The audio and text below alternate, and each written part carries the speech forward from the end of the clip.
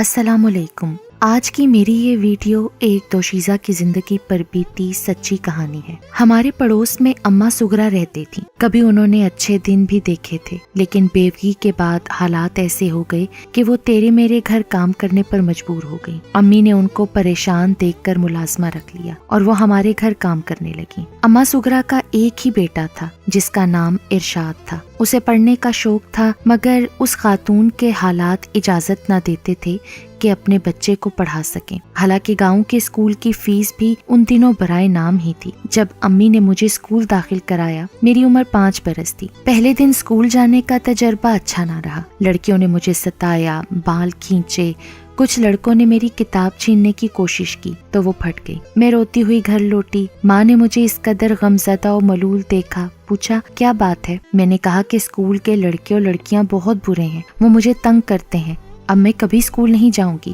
اماں سغرا نے سنا تو بولی، میں کل جا کر ساری باتیں ٹیچر کو بتاؤں گی، وہ ان بچوں کی خوب پٹائی لگائیں گی۔ اگلے دن جب میں اماں سغرا کے ہمراہ اسکول جانے لگی تو ان کے بیٹے ارشاد نے کہا، اماں اگر آپ مجھے اسکول داخل کرا دیں تو میں دیکھوں گا کہ کون نورین کو کچھ کہتا ہے، میں اس بچے کی ایسی پٹائی لگاؤں گا کہ وہ یاد کرے گا۔ اس پر امی بولی، بیٹے تم اسکول میں داخلہ لے لو اور نورین کے ساتھ آیا جایا کرو، تمہاری فیس کتابوں کا خرچہ سب میں دوں گی۔ اماں سغرا کی تو دلی مراد بھر آئی۔ اگلے دن ارشاد کو اسکول میں داخل کرا دیا گیا۔ وہ عمر میں مجھ سے 4-5 سال بڑا تھا۔ ہم اکٹھے اسکول جاتے تھے، مجھے اس کے ساتھ تحفظ محسوس ہوتا، یوں میری اس کے ساتھ انسیت ہو گئی۔ ارشاد روزانہ شام کو کتابیں لے کر آ جاتا، ہم مل کر سبق یاد کرتے۔ بڑا ہونے کی وجہ سے وہ پڑھائی میں کافی تیز تھا۔ ہم دونوں بھیا کے کمرے میں بیٹھ کر پڑھتے، کیونکہ میرا بھائی شہر پڑھنے گیا ہوا تھا۔ ان دنوں میری عمر 9-10 سال کے قریب تھی۔ اتنی معصوم تھی کہ دنیا کی باتوں کو نہیں سمجھتی تھی، مگر ارشاد 13-14 برس کا تھا۔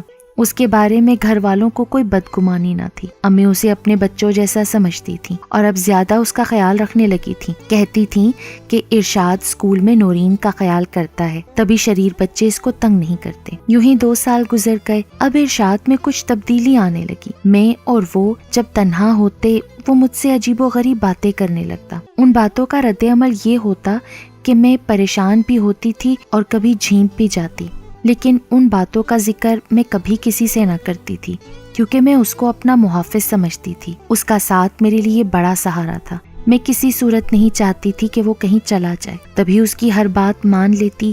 جو باتیں بری کرتا نظر انداز کر دیا کرتی اور پوری رازداری سے بھی کام لیتی۔ اس روز ہمارے یہاں ایک خوشی کی تقریب تھی، سو امی نے ارشاد کو روک لیا کہ کاموں میں ہاتھ بٹائے۔ کام کرتے ہوئے وہ گنگنانے لگا تو پتہ چلا کہ اس کی تو آواز بھی بہت اچھی ہے۔ بس پھر کیا تھا، ہر ایک نے اس سے فرمائش کی کہ وہ کوئی گانا سنائے۔ اس نے بہت اصرار پر کچھ شادی کے موقع کے خوشی بھرے گیت سنائے تو مہمان جھوم اٹھے۔ پھر تو ساری رات اس کے گیتوں نے رت جگہ کا سما باندھ دیا۔ جب سب تھک کر سونے چلے گئے تب امی نے ارشاد سے کہا کہ تم بھی یہیں مہمانوں والے کمرے میں سو جاؤ۔ سبھی نیند کی آغوش میں جا چکے تھے، لیکن مجھے اور ارشاد کو نیند نہ آئی۔ ہم دونوں جاگ رہے تھے۔ پہلے وہ اٹھا اور صحن میں پڑی چارپائی پر جا کر بیٹھ گیا، پھر میں بھی اس کے پیچھے کمرے سے باہر آ گئی۔ وہ بولا، باہر کیوں آئی ہو؟ کیا نیند نہیں آ رہی تمہیں؟ ہاں، نیند بالکل نہیں آ رہی، بے چینی سی ہو رہی ہے۔ زیادہ دیر تک جاگنے سے ایسا ہو جاتا ہے، تھکن ہو جائے تو بھی نیند نہیں آتی۔ اس رات ہم دونوں جاگتے رہے اور ہم نے خوب باتیں کی۔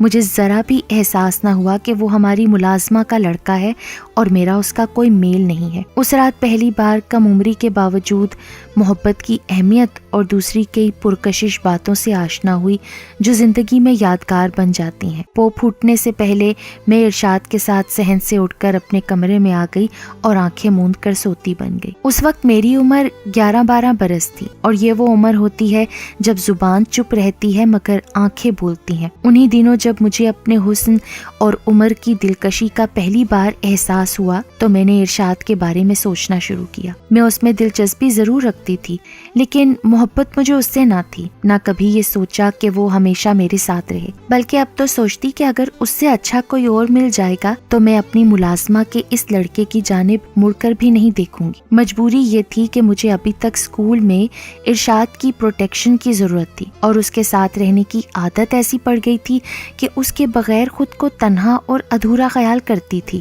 دراصل میں ارشاد کو نہیں، اس کی باتوں کو پسند کرتی تھی۔ ایک روز گاؤں کسی کا انتقال ہو گیا، گھر والے وہاں چلے گئے۔ ارشاد اور اس کی بہن کو ہمارے پاس چھوڑ گئے تاکہ ہم اکیلے نہ رہیں۔ اس کی بہن تو کھانا کھا کر سو گئی، میں اور ارشاد باتوں کے چسکے میں بیٹھ گئے کہ ہم کو بھی نیند نہیں آ رہی تھی۔ یہ دن میری زندگی کا سیاہ ترین دن تھا۔ ہم آدھی رات کو باتوں میں محو تھے۔ احساس نہ ہوا کہ آپا کا منگیتر جمال کب وہاں آیا اور ہماری باتیں سنتا رہا۔ حالانکہ ہم غلط قسم کی باتیں نہیں کر رہے تھے، لیکن اس شخص کے لیے تو کم نہ تھا کہ لڑکا اور لڑکی تنہائی میں آدھی رات کو باتوں میں مگن ہے۔ بہرحال میرے بہنوئی جمال بھائی دبے قدموں کمرے میں آئے اور ہم کو بہت برا بھلا کہا۔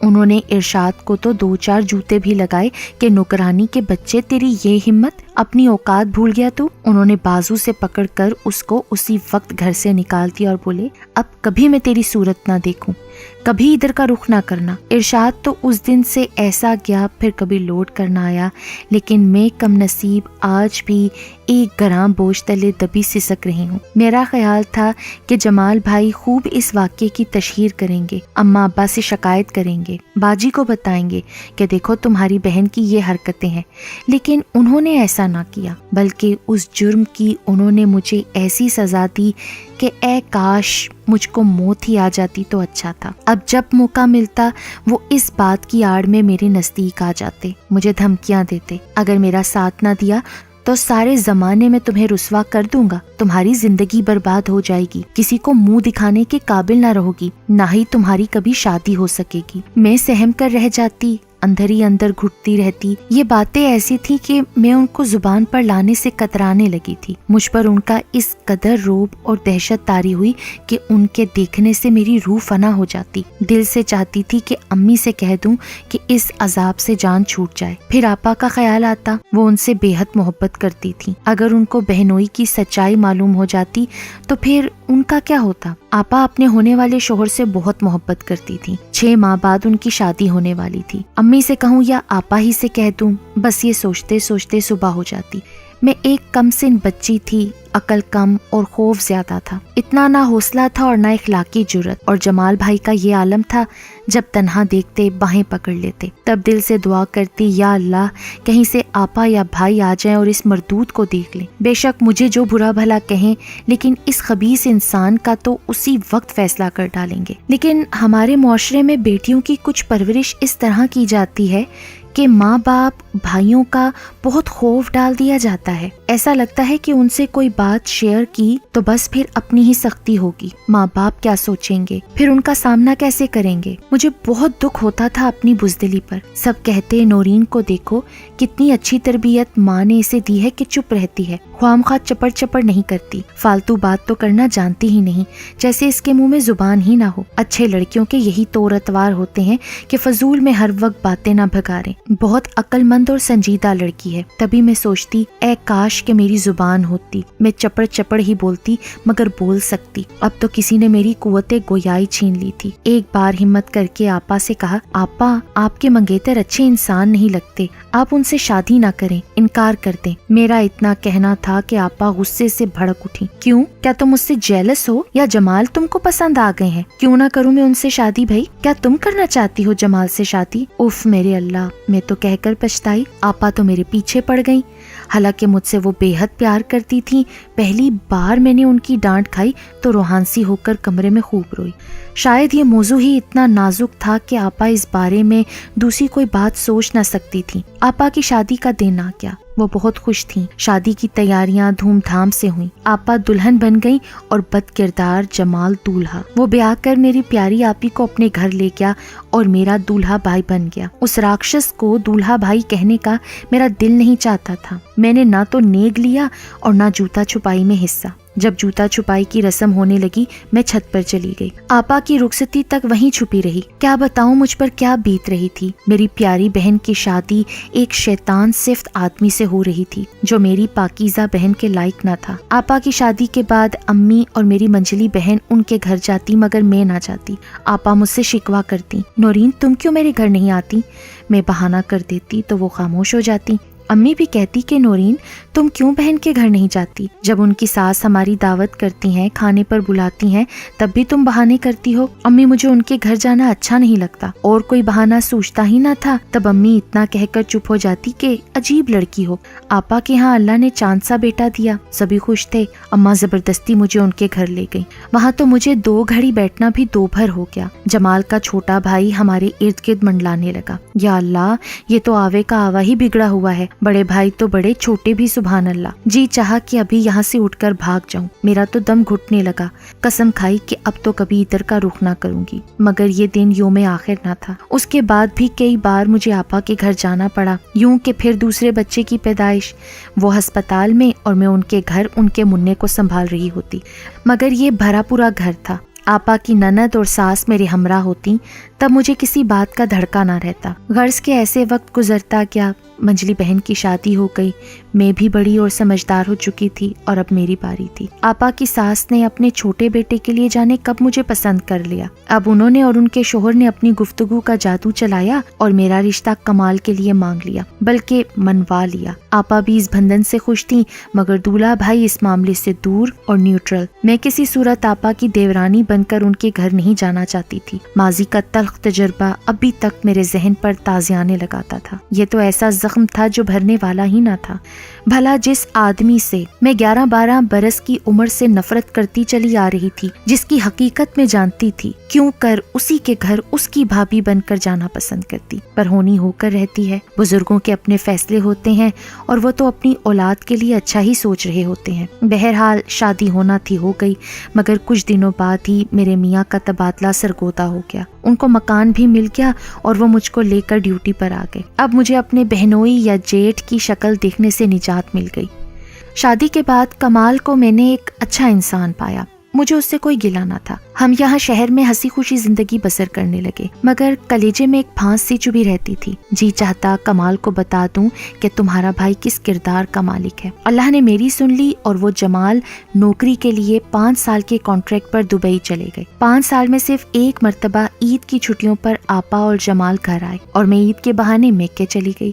وہ 1 ہفتہ رہ کر واپس چلے گئے. کوئی طویل المدت پروجیکٹ تھا اور ابھی مکمل نہ ہوا تھا, لہٰذا ان کو دوبارہ 3 سال کے لیے کانٹریکٹ پر رکھ لیا گیا. وہ وہیں رہ گئے.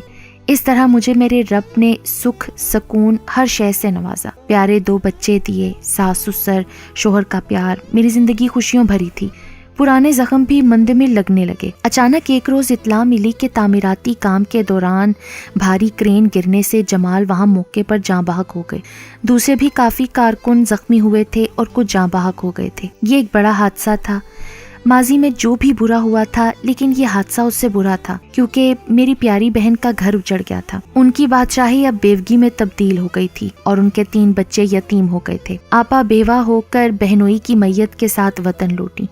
وہ بہت غمزدہ تھی اور مجھ سے ان کا غم دیکھا نہیں جاتا تھا. میرے دل میں بہنوئی کے لیے غصہ تو بہت تھا, لیکن میں نے کبھی یہ نہ چاہا تھا کہ آپا کو اتنا غم ملے کہ وہ خود ہی بیوہ ہو جائیں یا ان کے بچے یتیمی کے دکھ سے دوچار ہوں. لیکن اللہ کی کرنی, ان کی قسمت میں ایسا ہونا ہی لکھا تھا سو ہو گیا. میں اپنے بہنوئی کی شکل تک دیکھنا نہیں چاہتی تھی.